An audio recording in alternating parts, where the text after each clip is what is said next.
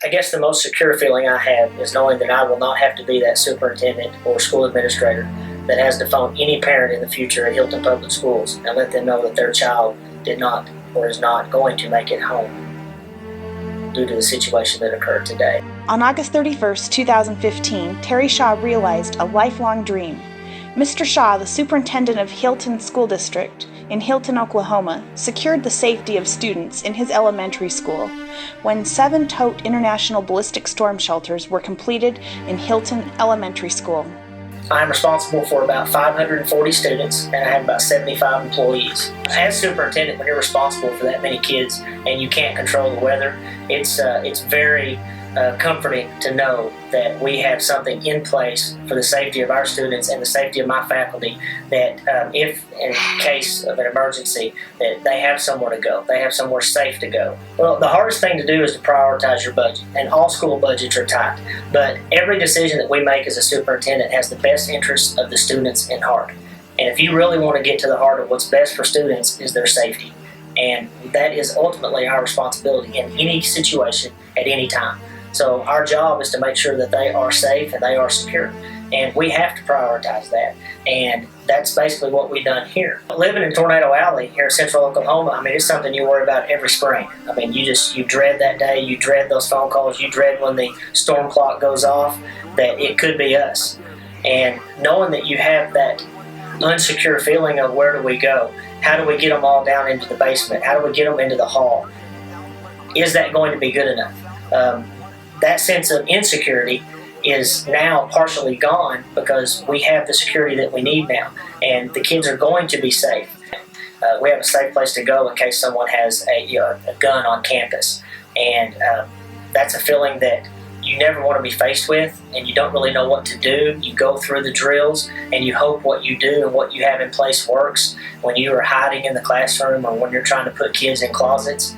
But knowing you have a unit such as this to protect the kids is it's very, very it's overwhelming to know that your kids are going to be safe once you get them in there. The students and the faculty, it's been an overwhelming response as how they feel as far as the safety. I go in at lunch in the cafeteria, and I've got kids coming up telling me how much they love their shelters. Thank you for the shelters. And I hadn't even got a chance to go over and see their reactions yet on the first day of school. But they were bringing those reactions to me as soon as they saw me. So that was wonderful, because you don't know how they're going to react to them. Well, I mean, it's our responsibility in every decision that we make on a daily basis that we have to make that best decision for our students. And whether that comes for the educational purpose or the safety purchase, have to be at the forefront of our decision-making process. And in order to do so, sometimes it's hard to find the money within that budget, but we have to get creative sometimes in order to do that. But ultimately, in order to do my job and be successful, I have to put the kids first. Mr. Shaw wanted to show the town of Hilton his commitment to the shelters. He had raised enough money through a bond issue for 6 shelters, but he needed 7. He raised the money for the 7th by committing to finish the Oklahoma City Bombing Memorial Marathon. Determined to make good on his commitment, when he broke his foot at mile 20, he finished the race on that broken foot.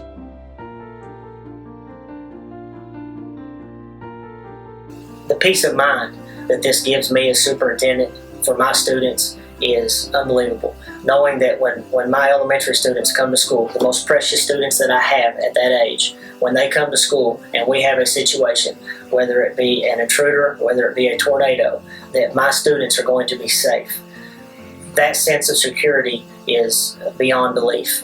And knowing that, it just makes me a superintendent eerie at the fact that my middle school and my high school do not have these same shelters. And that's where it's tough for me, is knowing that I've taken care of my most precious commodity, my elementary students, and they are going to be safe. And now how do I figure out how to fund and get creative with my budget to fund that same security and that same peace of mind for my middle school students' parents and my high school students' parents? That's priority 1 right now, is to continue what we've started and complete the shelters in my middle school and my high school. I think the true benefit of having these structures within the classroom is the time that it takes to get into that structure. They are in the classroom, they're accessible, they're immediate. You're talking 10, 12 seconds to get into the structure and be safe and secure, as opposed to one of your superstructures that may be centrally located within a campus or for an entire campus. And you're talking minutes that it would take to get students into that facility. And then in order for your elementary, your youngest students to get to that facility is going to take even longer because they don't understand the relevance of the situation. So having these in the classroom, the sense of security that it should give administrators, teachers, parents is unbelievable. The difference in seconds to minutes is strictly going to be life or death.